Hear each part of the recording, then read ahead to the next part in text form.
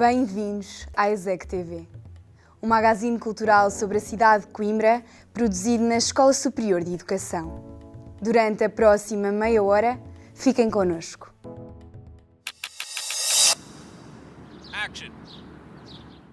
View in Town dá nome à exposição que o arquiteto André Kuser, nascido em Coimbra, apresentou na Ler Devagar, da LX Factory, em Lisboa. A exposição reúne vários registros fotográficos que o artista conseguiu nas viagens que fez pelo mundo fora nos últimos 25 anos. Recuperamos agora a estreia em público desta exposição no Mosteiro de Santa Clara a Velha, em Coimbra, no verão passado.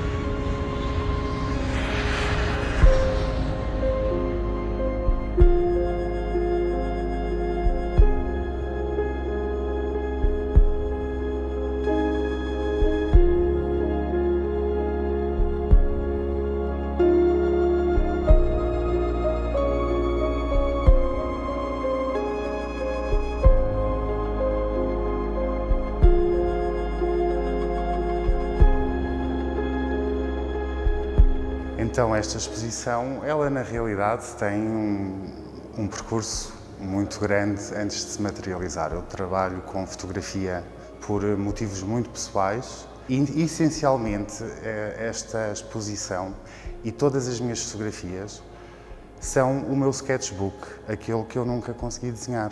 E juntando essa falta de aptidão para o desenho com o facto de necessitar catalogar os monumentos para guardar referências, etc., comecei a trabalhar a fotografia e fui aprendendo a usá-la a meu favor, digamos assim, e a trabalhá-la graficamente, coisa que com o desenho não era tão bom.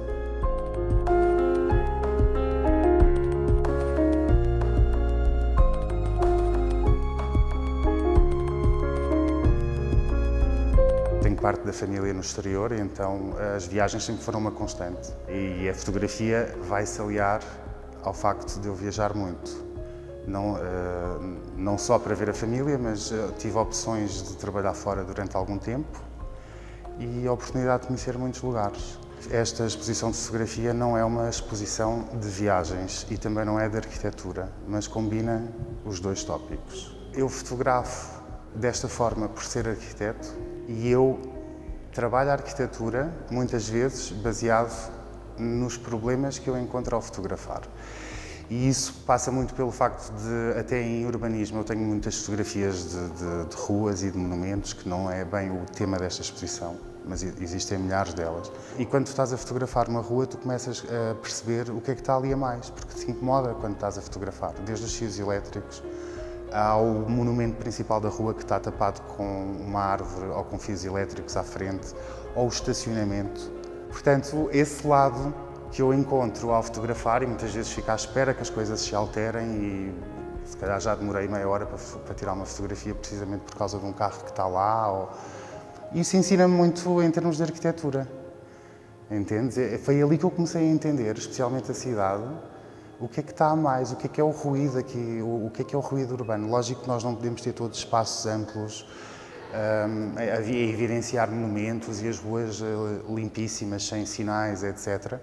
Mas ao fotografar tu entendes exatamente o que é que está a mais.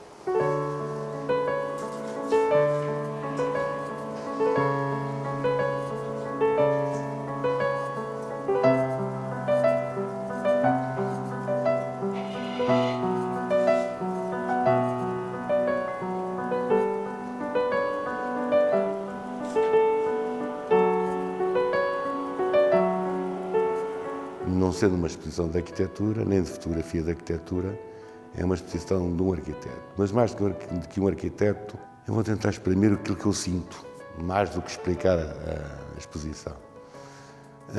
Mais do que arquiteto, ele é uma pessoa pura.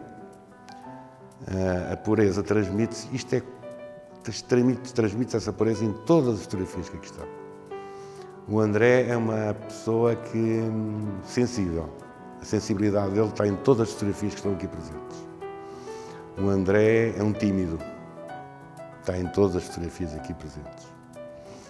O André gosta da perfeição, estão aqui em todas as fotografias. Por isso, isto é a biografia dele.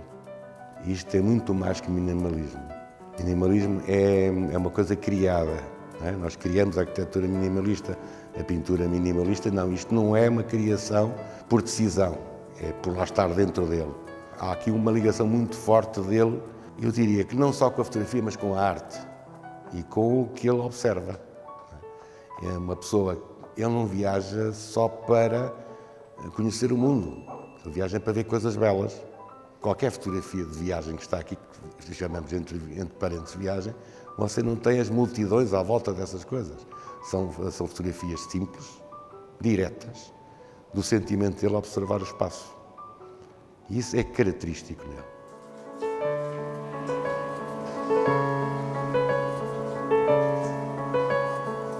Qualquer pessoa criativa tem intimamente a necessidade de criar, não é? De fazer aquilo que gosta. Pode ser através da fotografia, da arquitetura, enfim, da escrita, o que seja.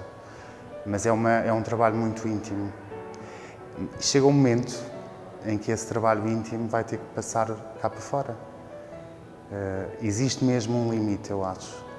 Depois, as consequências que vêm daí são pouco importantes. Ou seja, tanto se pode ter muito sucesso, tanto pode não se ter, mas essa abertura ao mundo do nosso interior, não é?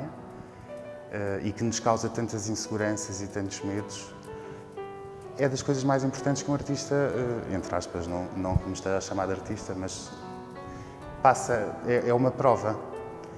E é uma prova que eu acho que todos devemos passar. É a minha personalidade que está em jogo nesta exposição. Isto não é um trabalho de economia que eu acertei no cálculo ou não. Isto é a minha forma de ver certas coisas e de pensar o mundo. Portanto, foi isso que me fez fazer a exposição. Chegou o momento de eu ter que acreditar de que alguém, pelo menos uma pessoa, ia gostar. E que não é importante que 1000 gostem.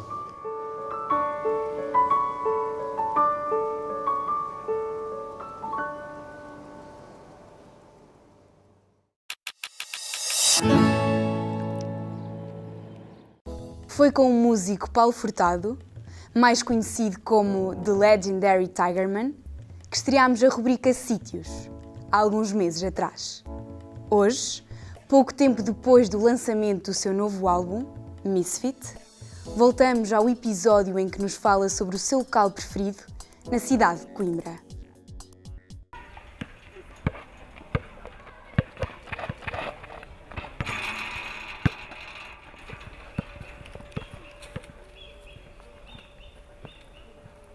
O Choupal é o espaço mais antigo em Coimbra, onde eu sempre voltei com bastante alegria.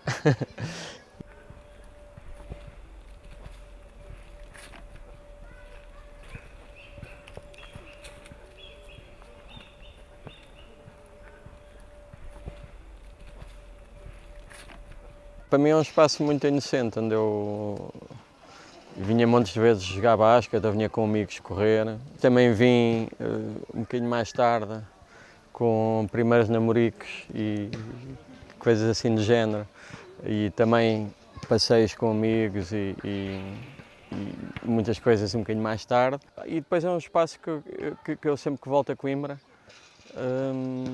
tento visitar ou quando estou com alguém que não é de Coimbra e quer mostrar um sítio qualquer ou vir passear para um sítio qualquer, normalmente venho aqui.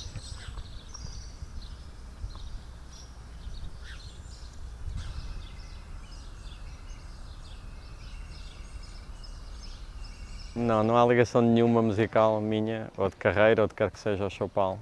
Não sei, não tenho assim, na realidade, nenhuma história muito especial com o Choupal. É mesmo só esta coisa de voltar e de voltar sempre aqui e deste espaço me ter visto crescer e haver uma inocência qualquer ligada a este espaço. Aqui nunca aconteceu nada de mal.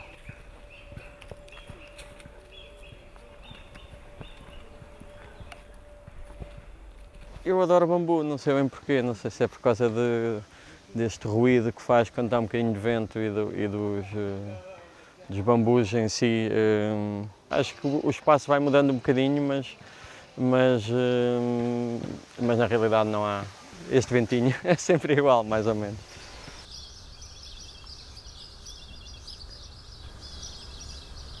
Pensei em montes de espaços, no Gil Vicente, na Praça da República. Poderia ter sido a casa dos meus pais, porque não também. Poderiam ser um monte de espaços que se calhar eu vivi mais. Poderia ter sido até quase na zona industrial da Pedrulha, onde eu ensaiei milhares de vezes e onde eu tinha uma grande vivência profissional e onde fiz programação de concertos durante muito tempo. Podiam ser muitas coisas diferentes ligadas de uma maneira mais próxima ao meu trabalho ou àquilo que eu faço. Eu acho que optei exatamente pelo contrário, por um espaço que nunca tivesse tido nada a ver com o meu trabalho.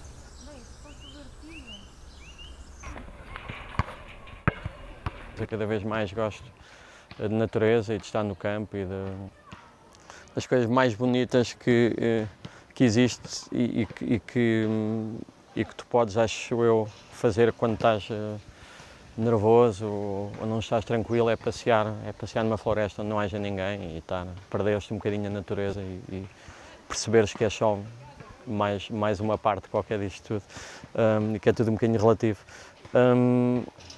Mas também sinto uma grande alegria em viver numa cidade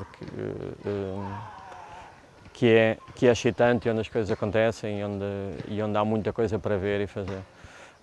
Ou seja, tento equilibrar sempre isso um bocadinho entre a natureza e a cidade.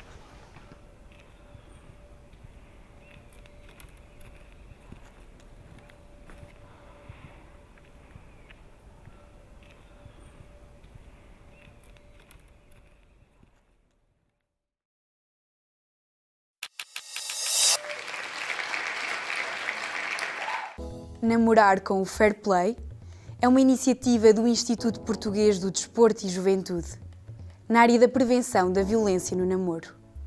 Recordamos agora o projeto do qual a Escola Superior de Educação de Coimbra é parceira.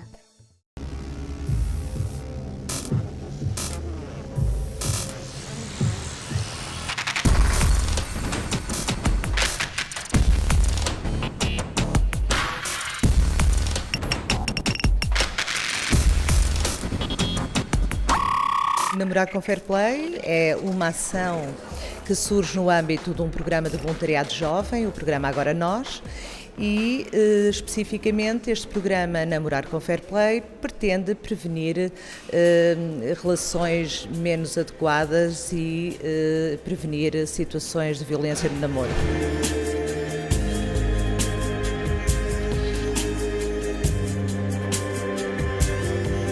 É nas escolas que estão o público que nós queremos atingir ou com quem queremos trabalhar. A Escola Superior de Educação de Coimbra, desde o início, que se disponibilizou para acolher este projeto, o que é para nós muito importante. São jovens voluntários que fazem a dinamização do projeto, propriamente dito, junto dos seus pares, que são alunos da Escola Superior de Educação.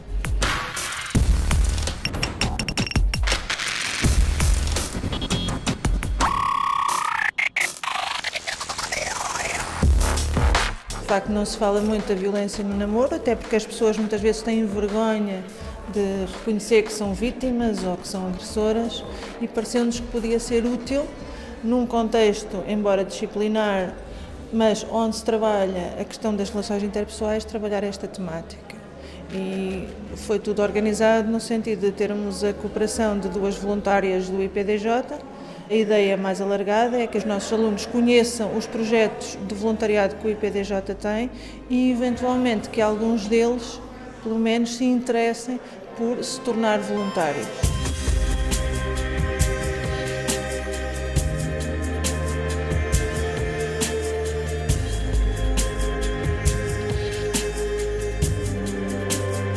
A temática de violência no namoro está cada vez a crescer mais e é importante que os jovens percebam-se disso e queiram participar, ou seja, que percebam as diferenças, os mitos, as percentagens e queiram fazer alguma diferença nisso, mudar.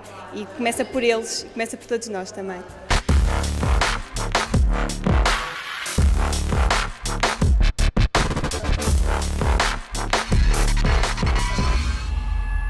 É um tema que se tem vindo a falar sobre a violência doméstica, mas tem esquecido um pouco da violência no namoro. E com um índice cada vez maior nos jovens, com as redes sociais também a dificultarem um pouco esta situação da violência. E então acho muito importante falar sobre a violência no namoro, sobre as desigualdades de género também. O mais interessante foi, ao longo das sessões que nós tivemos com os alunos, eles partilharam as próprias experiências, histórias que souberam ou viveram sobre a violência, e uma das dinâmicas mais interessantes que fizemos foi, anonimamente, cada um partilhou uma história para que todos em conjunto pudéssemos aconselhar, e até acham que deve-se falar mais sobre isso e até sobre outros temas que nós deixamos para que a ESEC possa desenvolver mais trabalho, como relações familiares.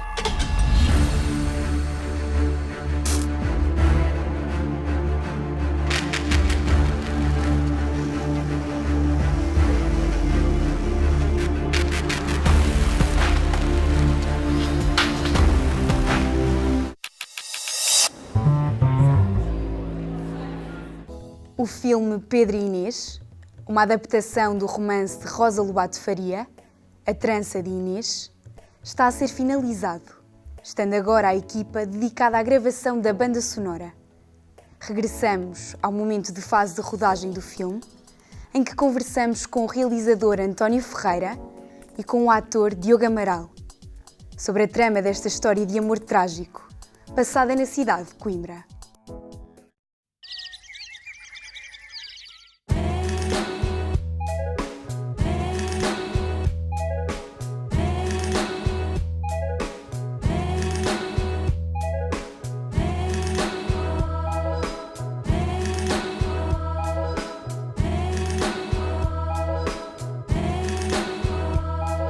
É inspirado na história verídica ou no mito, que são duas coisas um pouco distintas do Pedro e Inês, só que com a abordagem inovadora, na minha opinião, da Rosa Lobato Faria, que é transportar a história original para tempos diferentes, nomeadamente para o tempo contemporâneo, não obrigatoriamente 2017, mas os dias de hoje, e para um futuro imaginário distópico, em que as pessoas fugiram da cidade e regressaram aos campos para viver em harmonia com a natureza, só com o que extraem da terra.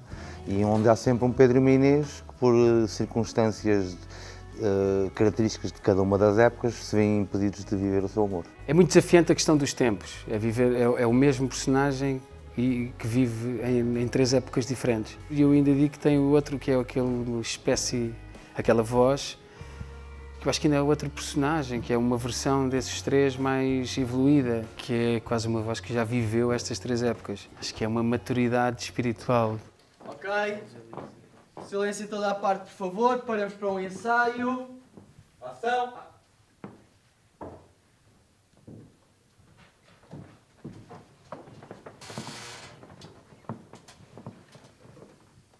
A estrutura é totalmente a que está no livro, portanto é contada em três tempos e contada com a narração, portanto, do ponto de vista do Pedro internado num hospital psiquiátrico por ter andado a viajar com o cadáver da Inês morta, portanto que é a analogia com a história original em que o Dom Pedro desenterrou a Inês e foi em procissão até à Alcobaça para colocá-lo no túmulo. Nesse aspecto é completamente fiel ao livro e depois eu alterei um bocadinho o contexto em que acontece a história no presente e no futuro, que dei-lhe um jeitinho, por assim dizer. Nós estamos sempre a saltar de época para época, o filme não é tipo uma época, depois outra, portanto está tudo entrelaçado, como a trança da Inês, onde vamos um acontecimento na Idade Média, de repente cortamos, estamos 600 anos mais tarde e parece que essa cena é a continuidade da cena anterior, como se fosse uma história só que se vão influenciando umas às outras, mesmo que sejam histórias independentes, mesmo que aconteçam com séculos diferentes.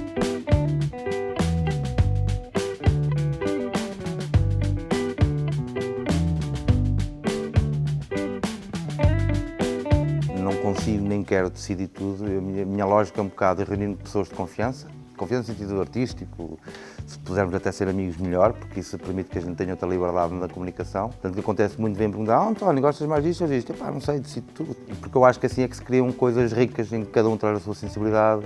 O meu papel é um bocadinho só de manter a coerência, de evitar que alguém esteja de repente a desviar para um caminho completamente diferente. Quem fez a direção de casting foi a Patrícia Vasconcelos, vimos quase 300 atores.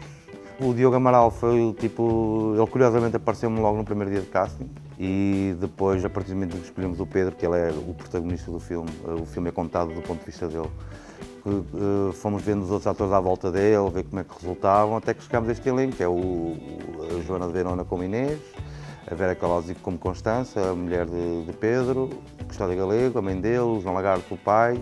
A única pessoa que estava escolhida era a Custódia Galego, porque eu já trabalhei com ela várias vezes, foi a única que não fez casting.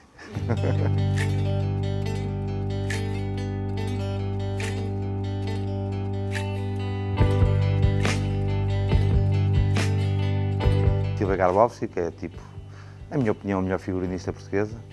Fico contente de ela ter podido ir fazer este filme, que é daquele tipo de pessoas que está de filme atrás de filme. A mim não me interessa a realidade em geral e em particular neste filme, porque, enfim, temos um tipo que está a viajar em 3 tempos, que simultaneamente diz que é Dom Pedro ou o Pedro Rei que mora no ano 2100.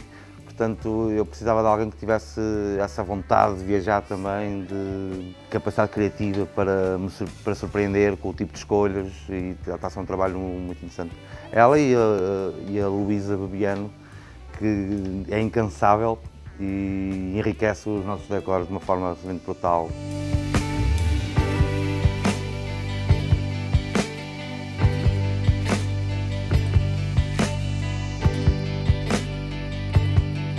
É sem dúvida o projeto mais ambicioso, em termos de esforço de produção, de quantidade de personagens, de figuração, figurino, de arte.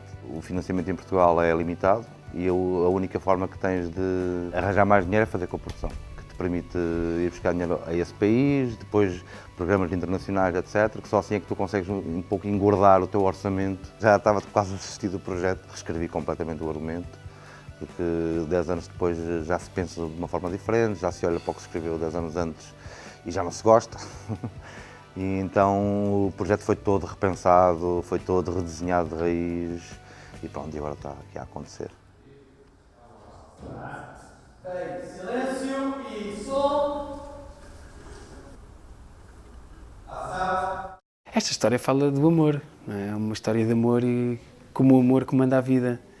Ele tem uma vida excelente, não lhe falta nada nunca, mas falta-lhe esta coisa tão grande como um amor, que eu acho que deve haver pessoas que não têm o prazer de sentir isso na vida. E eu acho que quando ele se sente abençoado por essa emoção, ele não sai dali. Até acho que foi isso que no fundo faz do Dom Pedro e da Dona Inês heróis contra tudo e contra todos. Ele não desiste daquela história de amor. Mas para mim, enquanto ator, é assim um enorme privilégio poder ter este bombom. Em Portugal toda a gente conhece a história do Pedro Inês, portanto já estou a contar que as pessoas tenham uma espécie de ideia pré-concebida do que é que estão à espera de encontrar.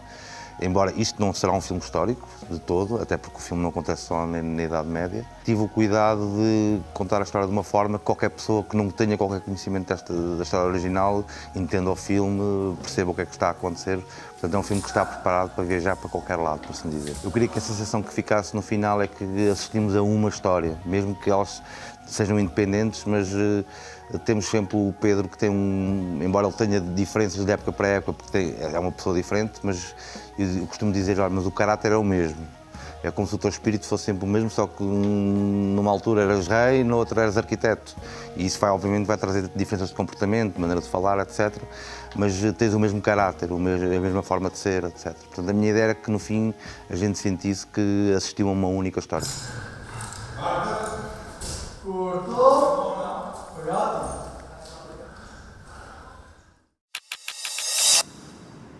Action. Obrigada pela vossa companhia. Marcamos encontro já no próximo programa. Até lá, podem acompanhar o nosso trabalho online, através das redes sociais.